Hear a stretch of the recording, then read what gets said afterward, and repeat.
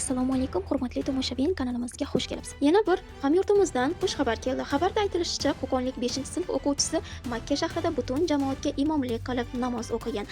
Endigina 12 yoshni qarshilagan, ismi Abdulloh bo'lgan bu bola 30 bora Qur'oni Karimni yod olib, qorilar safidan joy olgan va shu yilning 16-mart sanasida Umra safariga borib, ziyoratchilarga imomlik qilgani haqida aytilmoqda. Ko'plab ota-onalar bu bolaga havas qilib, mening ham farzandim shunday yutuqlarga erishsin deya tilaklar bildirishmoqda. Har bir ota-onaga shunday farzandining kamolini, yutuqlarini ko'rish nasib etsin. Havas qilganlar videoga bir dona like bosib, kanalimizga obuna bo'lib qo'yishni unutmang. Izohlarda o'z fikrlaringizni yozib qoldiring.